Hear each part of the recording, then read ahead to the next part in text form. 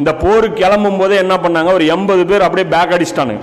அதாவது ரசூல்லா கூட கிளம்புற மாதிரி அப்படியே டாவு போட்டாங்க.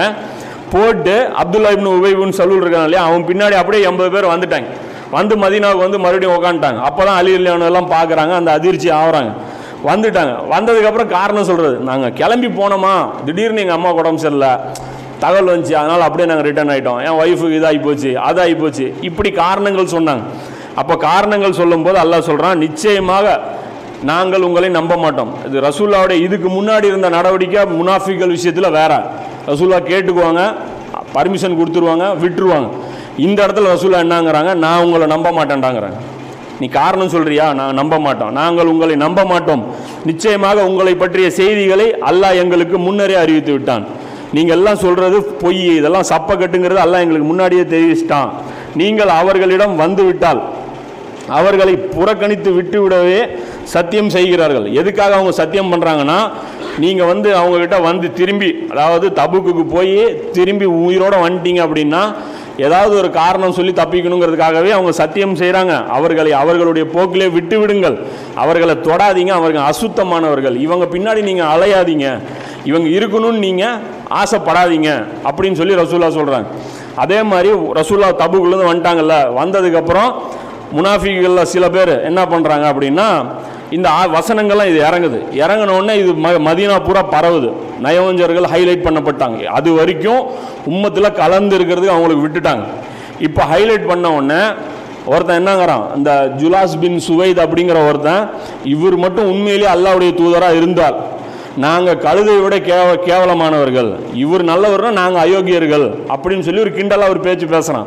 பேசினோடனே ரசூல்லாவுக்கு வந்து அந்த கேட்ட நபி தோழர் ரசூல்லாட்ட கூப்பிட்டு சொல்லி, இந்த மாதிரி வந்து அவன் சொல்கிறான் அப்படின்ட்டு. இதுக்கு முன்னாடி ரசூல்லாவுடைய நடைமுறை என்ன இருக்கும், சரி போ என்னமோ பேசிட்டு போகிறான்னு இருக்கும். இப்போ ரசூல்லா என்னங்கிறாங்க, அவனை கூட்டிகிட்டு வாங்குறாங்க. யாரும் அவன் பேசினவன் கூட்டிகிட்டு வா, அவனை கூட்டிகிட்டு வர சொல்லிவிட்டு ரசூல்லா சொல்கிறாங்க, என்ன நீ இப்படி பேசுனியா, என்னை பார்த்தா அவனுக்கு கிண்டலாக இருக்குதா அப்படின்னு சொல்லி ரசூல்லா கோபமாக கேட்குறாங்க. உடனே அவன் சொல்கிறான், இல்லை நான் அப்படிலாம் சொல்லலை அப்படின்னு சொல்லிட்டு கூட இருந்த சாட்சியாகவும் சில பேரை கூட்டிகிட்டு வரான். இல்லைங்க நாங்கள்லாம் அந்த மாதிரி சொல்லலைங்க, இல்லைங்க அவர் எப்படி சொல்லலைங்க, இந்த நபி தோழர் தான் பொய்யா சொல்கிறாரு அப்படின்னு சொல்லி இவங்க வந்து சாட்சியை சொல்கிறாங்க. அதை பற்றி அல்லாஹ் வந்து சொல்கிறான், இவர்கள் நிச்சயமாக நிராகரிப்பின் சொல்லை சொல்லிவிட்டு, அதாவது இவர் அல்லாஹ்வுடைய தூதராக இருந்தால் டவுட்டாக சொல்கிறான்ல, இது குஃப்ரு, அப்படி ஒரு டவுட்டான விஷயத்தை வந்து இவங்க பேசிட்டு இல்லை என்று அல்லாஹ்வின் மீது சத்தியம் செய்கிறார்கள். இவங்க பேசிட்டு இல்லைன்னு சொல்லி மாற்றி சத்தியம் பண்ணுறாங்க. இவர்கள் இஸ்லாத்தை ஏற்றுக்கொண்ட பின் நிராகரித்தும் இருக்கிறார்கள். இஸ்லாத்தை ஏற்றுக்கிட்டு இவங்க மறுபடியும் நிராகரிச்சிட்டாங்க அப்படின்னு சொல்லி இவங்களுடைய கூட்டு அல்லாஹ் வந்து உடைக்கிறான். 974 இந்த விஷயத்தை வந்து அல்லாஹ் வந்து வெறுக்கிறான், ஒதுக்கிடுறான். அதே மாதிரி ரசூல்லா வந்துட்டு இன்னொரு அவனுக்கும் அதே மாதிரி பண்ணுறாரு. என்ன அப்படின்னா, ஒரு இடத்துல ரசூல்லா வந்து உக்காந்துட்டு இருக்கிறாங்க, சஹாபாக்களோட உட்காந்துட்டு இருக்காங்க. அப்போ ஒருத்தர் வர்றாரு, அப்போ முஸ்லீம்களில் ஒருத்தர் வர்றாரு. வந்தோடனே ரசூல்லா சொல்கிறாரு, இப்போ ஒருத்தன் வருவான், அவனுடைய கண்ணு பார்த்தீங்கன்னா ஷைத்தானுடைய கண்ணு மாதிரி இருக்கும், அவங்ககிட்ட யாரும் பேசாதீங்க அப்படிங்கிறாங்க. சரின்னு சொல்லிட்டு வர்றாரு. கரெக்டாக அந்த நேரத்தில் ஒரு ப்ளூவான ஒரு கண் இருக்கிற ஒரு ஆள் வர்றாரு. வந்தோடனே ரசூல்லா அவர் பார்த்துக்கிறாங்க, நீ எந்த அடிப்படையில் என்னை ஏசினாய், நீ என்ன அடிப்படையில் என்னை வந்து நீ திட்டுற அப்படின்னு சொல்லி ரசூல்லா கேட்ட உடனே மறுபடியும் அவனும் சத்தியம் பண்ணுறான், இல்லைங்க நான்லாம் அப்படி திட்டலிங்க அப்படின்னு சொல்லி இன்னொரு கும்பலையே கூட்டிகிட்டு வந்து அவனும் வந்து ப்ரூஃப் பண்ணுறான். அப்போ வந்து அல்லாஹ் சொல்கிறான் குர்ஆனில், நபியே இவர்கள் மறுமையில் எழுப்பப்படும் போது இது போலவே சத்தியம் செய்வார்கள். மறுமையிலும் இவனுங்க இதே மாதிரி முனாஃபிக்கள் கும்பலாக இருந்து சத்தியம் பண்ணுவாங்க. அவர்களின் இந்த சத்தியங்கள் இவர்களை நரக நெருப்பை விட்டும் காப்பாற்றி விடும் என்று நினைக்கிறார்கள். இந்த சத்தியம் பண்ண நான் விட்டுருவோன்னு நினைக்கிறாங்க, ஆனால் அவர்கள் பொய்யர்களேன்னு சொல்லி அல்லாஹ் சொல்கிறான். இப்போ பல அடிகள் வந்து அவங்களுக்கு முனாஃபிக்களுக்கு வந்து கொடுக்கப்படுது. இதில் பெரிய அடியாக என்ன நடக்குது அப்படின்னா, ரசூல்லா இதெல்லாம் ஒரு நாள் 2 நாள்லேயே நடக்குது. நடந்ததுக்கப்புறம் ரசூல்லா ஒரு இடத்துல என்ன பண்ணுறாங்க, பயானுக்கு கூப்பிட்ற ரசூல்லா சஹாபாக்களை அசம்பல் பண்ணுறாங்க. அசம்பல் பண்ணிட்டு சொல்கிறாங்க, மக்களே உங்களில் யார் யாரின் பேரையெல்லாம் நான் சொல்வேனோ அவர்கள் எல்லாம் எழுந்து நிற்க வேண்டும். இப்போ நான் பயான் பண்ணுவேன், பயான் பண்ணிவிட்டு இங்கே இருக்கிறவங்க ஆளுடைய பேரை நான் சொல்லுவேன். சொன்ன உடனே ஒவ்வொருத்தராக நான் பேரை சொல்கிறாலாம் எந்திரிச்சு நிற்கணும். சொல்லிட்டு சொல்கிறாங்க, அவர்கள் அனைவரும் முனாஃபிக்களே. முனாஃபிக்கள் ஒவ்வொருத்தரையும் ரசூலா சொல்கிறாங்க, நீ எந்திரி நீ எந்திரி நீ எந்திரி நீ எந்திரிங்கிறாங்க. அந்த மாதிரி வந்து கிட்டத்தட்ட 36 பேர் அந்த ஒரு சபையில் மட்டுமே இருந்த முனாஃபிக்களை ரசூலா பாயிண்ட் அவுட் பண்ணுறாங்க.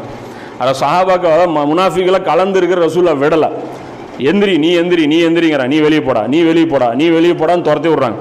துரத்தி விட்டு ஒரு ஆளை எழுந்திருக்கும் போது உமர் லியானோ வந்து அவரு கூட இருக்கிற ஃப்ரெண்டு அவர் எந்திரிச்சு அவரை பார்த்தோன்னே இவர் கிட்ட வர்றாரு. உமர் லியானோ வந்தவொடனே அவன் என்ன பண்ணுறான், முக்காடு எடுத்து இப்படி போட்டுக்கிறான், தலையை மறிச்சுக்கிட்டோன்னா உமர் லியானோ தூக்கி டேய் நீயுமா அப்படிங்கிறாரு. அடப்பாவி நாசமாக போனவொடனே நீ முனாஃபிக்காடா அப்படிங்கிறாரு. உன்னைய வந்து நான் உன் கூட இல்லை இருந்தேன் அப்படின்றாரு, நீ முனாஃபிக்கா அப்படின்னு சொல்லிட்டு ரசூல் அவங்கள வெளியேற்றுறாங்க. வெளியேற்றிட்டு சொல்கிறாங்க ஃபஸ்ட்டு அவங்க எல்லாரும் முனாஃபிக்குன்னு டிக்ளேர் பண்ணுறாங்க. ஊரில் இருந்த எல்லா முனாஃபிக்களுமே அப்பட்டமாக வெளியே காட்டிடுறாங்க. ரெண்டாவது அவங்கள திட்டுறது அனுமதிக்கப்படுது. முனாஃபிக்களை வந்து ஓப்பனாக நீங்கள் குறை சொல்லலாம், அவங்க ஏதாவது பேசுனா அவங்களுக்கு வாயிலே பதில் கொடுக்கலாம். அதாவது அது முஸ்லீம்களை இழிவுபடுத்தினா அந்த குவாலிஃபிகேஷனில் அது வந்துடாதுன்னு சொல்கிறாங்க. அதே மாதிரி எந்த போஸ்டிங்கும் அவங்களுக்கு கிடையாதுன்றாங்க. அதே மாதிரி சபைகளில் வந்து அவங்கள ஒதுக்கி வைக்கணும், மஷூரால் அவங்கள கூப்பிடக்கூடாது, எந்த ஒரு ஃபங்க்ஷன்லையும் அவங்கள வச்சுக்கூடாது அப்படின்றாங்க. அதே மாதிரி என்ன சாட்சியும் அவங்களது ஏற்றுக்கூடாது. கோர்ட்டில் ஒரு கேஸ் வந்துச்சுன்னா இந்த லிஸ்ட்டு நான் கொடுத்துருக்கேன்ல இதில் இருக்கிற எவனுமே சாட்சி வரக்கூடாது. அது இல்லாமல் அந்த 12 பேர் தனி, அந்த ஹுதைஃபத்துல் யமான், ஏன்னா அது அலி ரலியல்லாஹு அன்ஹு காலகட்டம் வரைக்கும் அவங்க தெரியல யாருன்ட்டு. அவர் வந்து கேட்டாலும் சொல்ல மாட்டேன்றார். யார் யாருக்கு தெரியும்னா அல்லாவுக்கும் அல்லாவுடைய தூதருக்கும் ஹுதைஃபத்துல் யமானுக்கும் அம்மார் பின் யாசிருக்கு, இவங்களுக்கு மட்டும்தான் தெரியும். வேற யாருக்குமே அந்த 12 பேர் யாருங்கிறது தெரியாது. அல்லாஹ் அவங்க மட்டுமே அறிஞ்சவங்க.